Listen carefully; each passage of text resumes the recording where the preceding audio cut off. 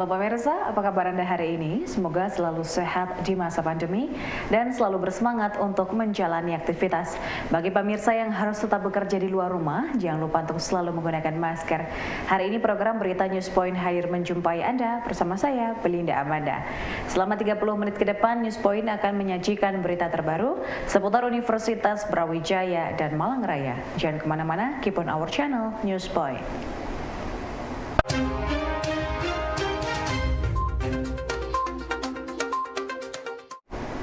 Pemirsa, cabai merupakan salah satu jenis tanaman yang memiliki banyak varietas.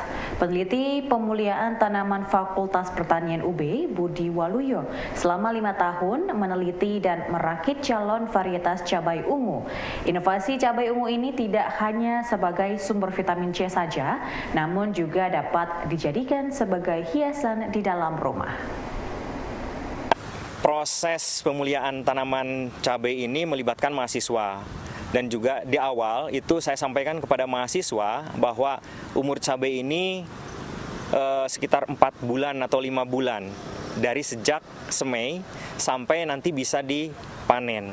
Nah, kalau seandainya mahasiswa menyetujui, oke, kita lakukan penelitian cabai di lapangan. Jadi 5 bulan itu sampai si cabai ini bisa diamati dan bisa dipanen. Ya, cabai hias ini sebenarnya bisa ditanam di lapangan, bisa ditanam di dalam ruangan atau di teras-teras rumah. Perawatannya mudah, ya, asalkan ketersediaan hara cukup, kemudian media tanamnya cocok, kemudian juga kita dalam tanda kutip mengawasi tanaman, apakah ada hamanya atau tidak. Kalau ada hamanya kita ambil oleh tangan, jadi sangat mudah, ya.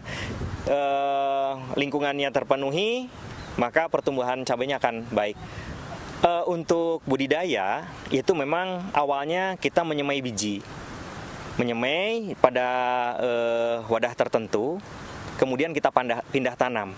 Namun yang saya gunakan adalah kita tanam biji secara langsung pada pot atau polybag, tetapi menggunakan wadah-wadah dari misalnya dari bekas minuman gelas mineral. Nah, jadi bijinya langsung ditanam, kemudian kita tutup untuk menjaga kelembaban, suhu, dan lain-lain. Nah, ketika daunnya sudah 5, maka kita buka penutup gelasnya. Nah, dari situ kemudian kita pelihara bagaimana nutrisinya, kemudian ketersediaan airnya, dan lain-lain. Dan insya Allah kalau seandainya sudah daun 5 itu, maka pertumbuhan tanaman akan baik. Dan dari yang ini di lapangan, dari pengalaman tidak diserang oleh hama maupun penyakit. Pemirsa, inovasi cabai ungu merupakan varietas cabai hias dengan sumber matahari dan kebutuhan air yang minim, sehingga cocok dijadikan pemanis di dalam rumah. Tidak hanya sebagai hiasan saja, namun tanaman yang dapat dikonsumsi secara mentah atau dijadikan sambal ini memiliki kandungan antosianin tinggi dan sumber vitamin C. Cabai ini merupakan salah satu komoditi yang strategis, karena pada saat tertentu harganya tiba-tiba naik, dan juga pada saat tertentu itu menjadi sangat rendah. Nah, solusinya adalah kita merakit cabai yang bisa ditanam di setiap rumah, ya, sehingga setiap saat bisa mengakses. Dan ini adalah salah satu karya dari peneliti pemuliaan tanaman di Universitas Brawijaya, yaitu merakit calon varietas cabai yang dia berfungsi sebagai tanaman hias, juga bisa dikonsumsi. Warnanya ada yang ungu, ada yang hijau. Nah, harapannya yang hijau dan yang ungu ini bisa dikonsumsi setiap saat. Kelebihannya yang ungu adalah dia mengandung antosianin yang tinggi. Di luar rasa pedas dan lain-lain, sebenarnya cabai itu adalah sumber vitamin C yang tinggi. Jadi kalau misalnya disarankan untuk tidak mengkonsumsi yang cabai pedas saja, tetapi cabai yang mempunyai kandungan antosianin tinggi, itu sangat baik untuk kesehatan. Kalau yang hijau biasanya itu aman untuk konsumsi, dan juga memang kalau cabai itu ya hijau. Nah, ini bisa dikonsumsi setiap saat, dan juga rasanya tidak langu, bisa dibuat sambal dan lain-lain. Walaupun yang ungu juga bisa dikonsumsi segar ataupun dibuat sambal. Prosesnya memang dari mulai persilangan sampai ini generasi kelima itu butuh ya ini sudah sekitar 4 atau 5 tahun berjalan. Dan ini ternyata memang di lahan masih bersegregasi, masih perlu dilakukan pemurnian lebih lanjut. Harapannya, karena saya sebagai dosen dan juga peneliti pemulihan tanaman, ini galur-galur cabai hias ini, atau cabai konsumsi yang multifungsi lah ya, itu nanti bisa dilepas atas nama Universitas Brawijaya sebagai unggulan hasil riset dari Universitas Brawijaya. Nanti bisa berkolaborasi dengan perusahaan benih atau Brawijaya sendiri nanti yang mengembangkan.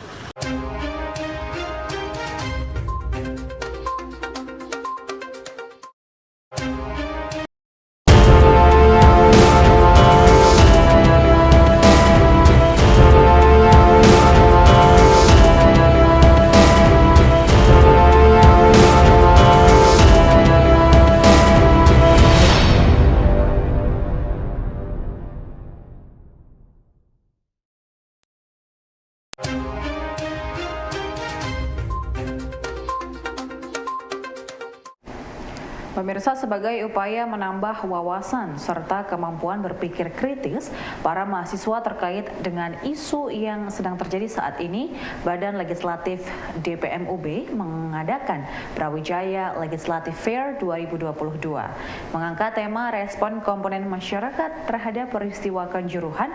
Mahasiswa yang hadir diharapkan dapat mengkritisi peraturan yang muncul, mendampingi korban dan memberikan keadilan bagi para korban.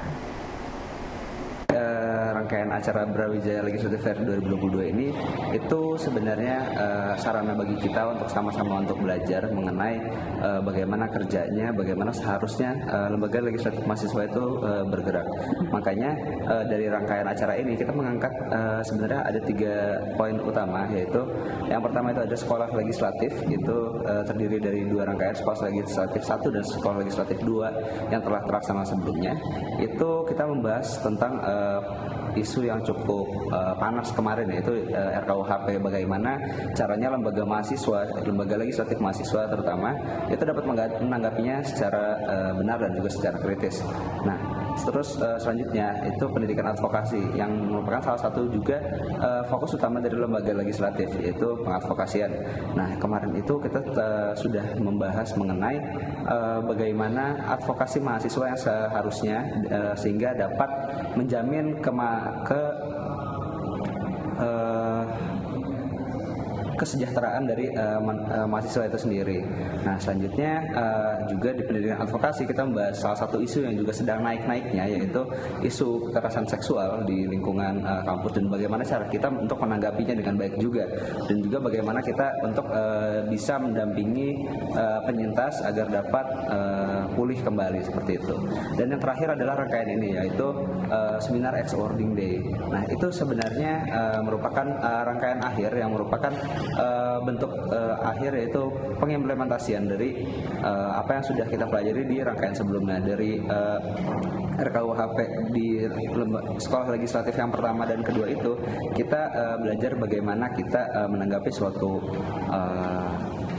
regulasi yang ada yang dikeluarkan oleh pemerintah, dan juga untuk di pendidikan advokasi bagaimana kita menerapkan dan untuk membantu orang-orang yang ada di sekitar kita. Nah, sekarang kita mengangkat tema dari kejadian Kanjuruhan itu sendiri di acara seminar Ex-Awarding Day ini. Jadi dari 2 poin tadi, bagaimana kita mengkritisi suatu peraturan yang timbul yang ada yang berkaitan dengan isu Kanjuruhan ini, dan juga bagaimana caranya kita dapat mendampingi korban, bagaimana kita dapat memberikan keadilan bagi keluarga yang terdampak seperti itu. Jadi selain itu juga ada awarding day-nya juga. Jadi di rangkaian Brawijaya Legislative Fair 2022 ini kita ada perlombaan yang berupa perlombaan esai dan juga poster yang akan diumumkan juga sekaligus pemenangnya di rangkaian terakhir ini.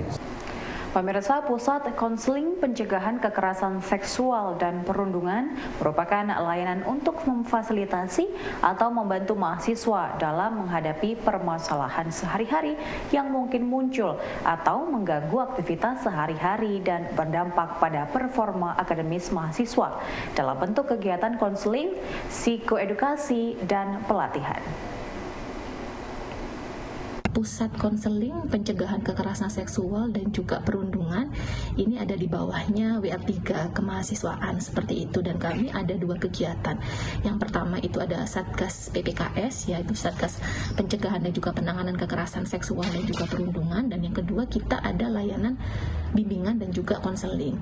Nah, mungkin saya akan bahas dulu ya terkait apa sih itu layanan bimbingan dan juga konseling. Nah, layanan bimbingan dan konseling ini diberlakukan kepada seluruh mahasiswa ya yang ada di Universitas Brawijaya. Bentuk layanannya apa saja ya yang untuk mahasiswa? Yang pertama adalah kita memiliki layanan konseling, di mana kami memiliki konselor itu yang selalu ada ya di setiap hari Senin sampai Jumat, dan juga peer konselor. Jadi tidak hanya konselor psikolog saja gitu ya. Kami ada 4 psikolog ya, ada 1 konselor kepribadian dan juga ada 1 psikiater dan juga 2 konsultan hukum. Jadi jangan khawatir teman-teman, untuk teman-teman ini misalkan saja saya butuh konseling ke profesional, nah itu jangan khawatir, kami menyediakan konselor profesional, baik itu nanti dalam ranah klinis gitu ya, ranah pendidikan, ranah industri organisasi, karir, itu kami juga menyediakan gitu ya. Jadi konseling itu tidak hanya mengatasi masalah yang sifatnya kita fasilitasi ya, masalah yang sifatnya pribadi, belajar, sosial, keluarga, karir gitu ya, kekerasan seksual, perundungan, tetapi kita juga melakukan ada juga sarana untuk pengembangan diri gitu ya, atau pengembangan potensi diri, karena kami ada konselor pendidikan, konselor karir, dan juga konselor untuk industri organisasi seperti itu. Jadi nggak hanya fokus aja gitu ya pada masalah. Nah, ini ada setiap hari Senin sampai Jumat, dan teman-teman bisa mengakses layanan konseling.ub.ac.id. Di situ sudah ada websitenya gitu ya, untuk mahasiswa, untuk dosen, untuk badan konseling fakultas atau LTKSP, teman-teman sudah bisa langsung akses layanannya ya. Nah, layanan ini ada gitu ya di hari Senin sampai Jumat gitu ya. Nanti ada jadwal konselornya juga gitu ya, dan juga lokasinya ini ada di gedung layanan bersama lantai 3 seperti itu. Ada 2 ruangan ya, ada ruangan konseling individu dan juga ada konseling kelompok seperti itu. Nah, yang kedua kami juga memiliki tadi peer konselor ya. Jadi kami memiliki 36 peer konselor yang ada di setiap fakultas. Kalau teman-teman merasa nggak yakin dulu gitu ya mau ke psikolog, teman-teman boleh loh mengakses untuk ke peer konselor. Tadi caranya tetap sama, kalian mengakses ID kami gitu ya di konseling Universitas Brawijaya, atau bisa mengakses website kami gitu ya. Terus kalian nanti di dalam create a ticket itu kalian bisa memilih gitu ya, saya maunya sama peer konselor aja deh. Nah, itu kita juga fasilitasi. Jadi memang ada teman-teman peer konselor yang stay juga gitu ya setiap hari dari hari Senin sampai hari Jumat. Nah, ini bisa dilakukan melalui 2 cara ya. Jadi bisa secara tatap muka, bisa juga secara daring. Boleh melalui nggak nyaman nih tatap muka daring gitu ya, nggak nyaman juga tatap muka langsung. Nah, itu boleh melalui WA atau melalui telepon, itu juga boleh. Jadi yang membuat teman-teman merasa nyaman. Kalau pada teman-teman difabel, teman-teman juga harus menuliskan ya kalau ada disabilitas tertentu. Oh, misalkan saya tuli nih, misalkan aja seperti itu, atau saya netra nih. Nah, nanti kami akan berkoordinasi dengan Pusat Layanan Disabilitas atau PLD untuk bisa memfasilitasi, misalkan butuh pendamping bahasa isyarat misalkan aja, atau misalkan aksesnya masih kurang, ini nih harus ada yang antar. Nah, itu kita kerjasama dengan Pusat Layanan Disabilitas untuk bisa aksesibel gitu ya, ada yang nganterin misalkan aja yang seperti itu. Pemirsa, sebagai upaya membangkitkan semangat mahasiswa dalam menuangkan pikiran kritis dan ide kreatif terkait kondisi yang terjadi di sekitar, VIA UB mengadakan ASEAN Virtual Student Opinion Competition 2022. Kegiatan ini juga diikuti secara virtual oleh University Utara Malaysia, Burapa University, Tartak Agricultural University, serta Sekretariat Menteri Pendidikan Asia Tenggara. Ladies and gentlemen, in this opportunity, I would like to best appreciate the hard work and dedication that have been given by the committee who have prepared this event since June until coming to its final step today. Our committee consists of lecturers, employer, and student. They all have shown the spirit of VIA UB. VIA is Fakultas Ilmu Administrasi Universitas Brawijaya. And according to our newest slogan, this is newest slogan or our tagline of in this year in our faculty called SAE. SAE, which means strong, agile, and enthusiastic. And SAE in Javanese language, not Japanese ya, Javanese language bahasa Jawa means good. Yeah. So SAE it means good. So you are all good people. And VIA SAE is VIA good. Ladies and gentlemen, to whoever wins this competition, I congratulate you all.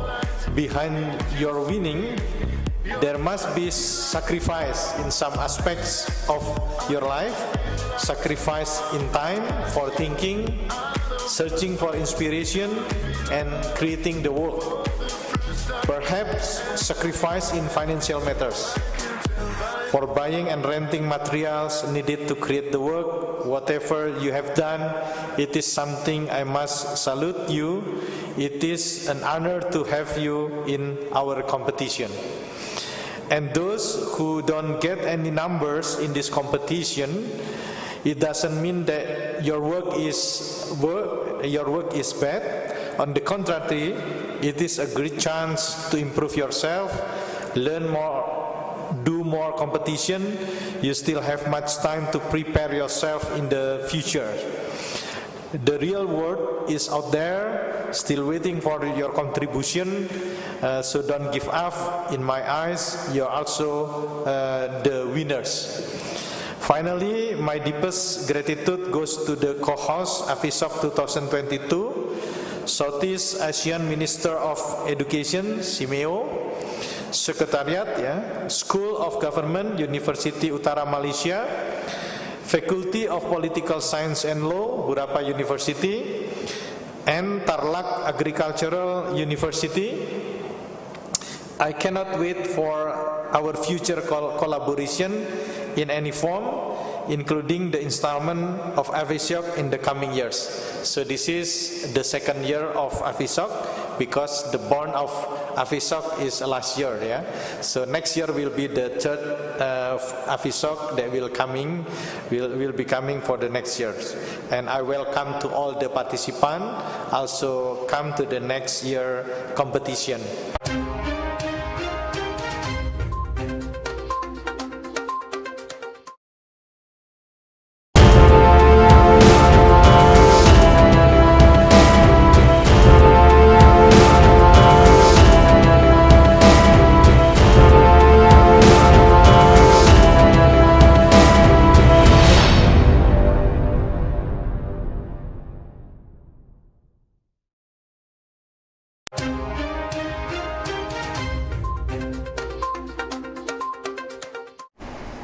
ASEAN Virtual Student Opinion Competition 2022 merupakan ajang kompetisi untuk mempertajam kemampuan analisa dan berpikir kritis serta solutif terhadap berbagai permasalahan. Dengan melibatkan kampus dari lintas negara, ajang kompetisi ini diharapkan dapat meningkatkan keterampilan dengan bersaing mahasiswa dari berbagai belahan dunia. In this opportunity, I have no more say except congratulations. Congratulations goes to all the co-hosts who have successfully held this event since the beginning until its final phase today. I can feel a lot of energy from this event, especially by the participants who have created and submitted their works. 522 is not small number. It represents great enthusiasm from you, driven by dedication shown by the committee to hold this event once again after the last years.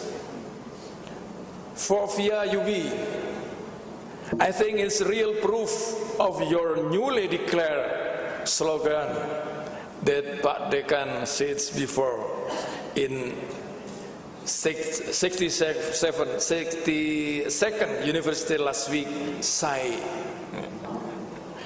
Words mean strong, agile, and enthusiastic. That's good saying. As Japanese also, SAI is very good meaning.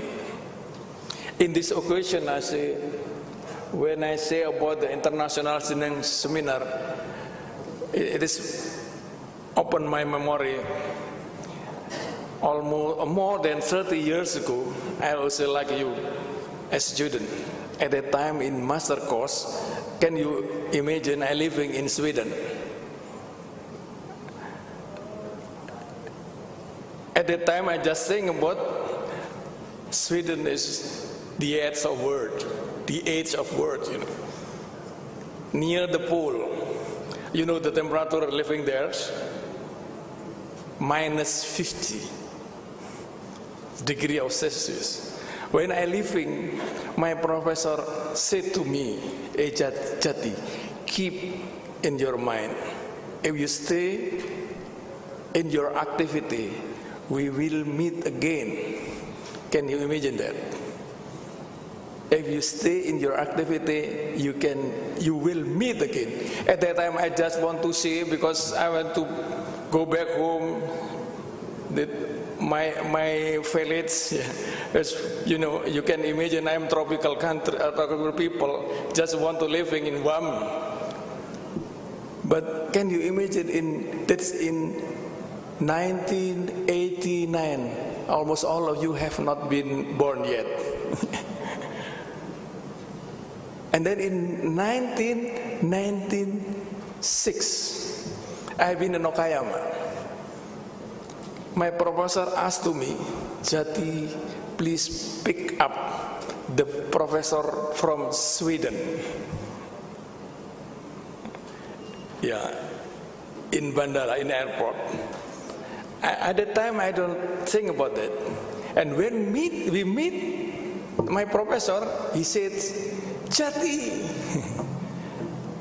can you memorize what I say? If you still keep in your activity, we will meet again. Can you imagine what I say? So please keep in your activity. You are borderless worker. There is no border if you still active in such kind of activity like seminar and then scientific meeting, student activities, any others activity. So who is the winner between you? In my opinion, all of you is the winner. Please give applause to this. It is a very important moment for you to keep in your mind, to stay in your activity. This last word, of course. On our side, this event is another attempt to achieve the mission of internationalization of our university, of course. We hope that this kind of partnership can be sustainable in the year to come. And for audience from various countries, please send my best regard to the official of our respective institution. We will be more than happy to discuss partnership among our institution. Pemirsa, FTPUB terus berkomitmen untuk mendukung kegiatan inovasi, penelitian, serta pengembangan dalam mencari solusi dari permasalahan global yang tengah dihadapi bangsa saat ini. Dengan adanya inovasi pemanfaatan limbah ikan sebagai bahan fortifikasi pada makanan dan body care, Guru Besar sekaligus Dekan FTPUB, Profesor Imam Santoso berharap dapat berkontribusi dalam pengembangan ekonomi berbasis memanfaatkan produk dengan nilai lebih tinggi dengan hasil produk samping. Baik, jadi sangat relevan. Jadi memang tema yang kita angkat itu adalah green economy. Jadi pengembangan ekonomi berbasis resources kita yang berbasis konservasi, berbasis pemanfaatan byproduct untuk menghasilkan dan bahkan memberikan nilai atau value yang jauh lebih kuat justru dari hasil-hasil produk samping yang kita optimalisasi.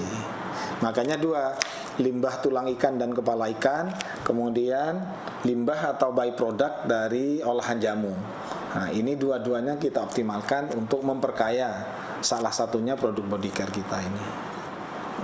Bisa dilihat semua freezer dari keluarga muda itu isinya adalah frozen food. Nah, kita yakin pangsa pasarnya tinggi dan ini ada potensi untuk difortifikasi dengan tulang ikan dan nanokalsium yang ini akan memberikan value yang lebih kepada anak-anak kita. Jadi tidak mungkin kekurangan kalsium. Bagi yang usia produktif dan usia lanjut, kebutuhan kalsiumnya juga sudah secara alami dengan mengkonsumsi produk-produk frozen yang sudah kita fortifikasi ini akan terasupi. Kemudian yang kedua terkait dengan body care, saya kira kita tahu bahwa sekarang selain food, produk industrial yang memiliki potensi pasar sangat tinggi itu adalah produk-produk kecantikan. Nah, pangsa pasar yang kita bidik atau nanti UKM nanti yang akan kita fasilitasi, kita dampingi adalah bagaimana mereka nanti bisa menghasilkan produk yang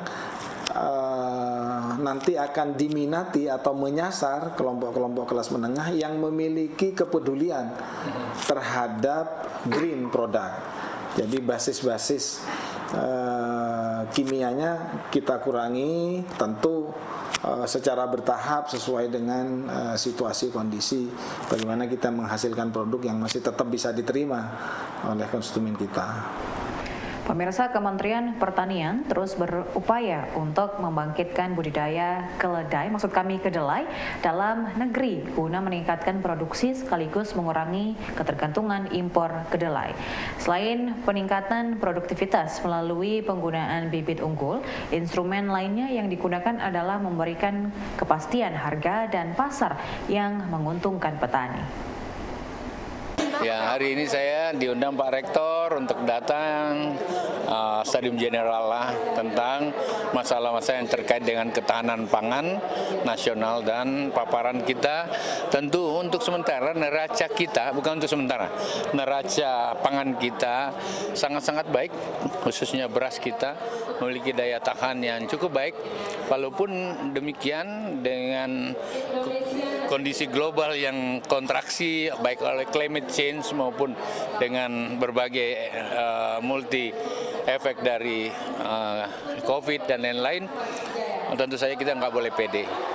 Upaya yang makin keras, makin serius, kemudian berkolaborasi semua pihak termasuk perguruan tinggi menjadi bagian yang paling penting untuk menjawab tantangan-tantangan besok. Jangan lupa bahwa Indonesia negara besar, 273 juta orang harus makan, oleh karena itu pertanian memang harus menjadi bantalan yang paling utama. Pemirsa, informasi tadi sekaligus menutup perjumpaan kita hari ini. Jangan lupa untuk selalu menyaksikan News Point setiap hari pukul 19.30 waktu Indonesia Barat hanya di UBI TV, Televisi Pendidikan Universitas Brawijaya. Saya Belinda Mada dan seluruh kru yang bertugas pamit undur diri. Tetap patuhi protokol kesehatan, wajib menggunakan masker. Terima kasih dan selamat beraktivitas.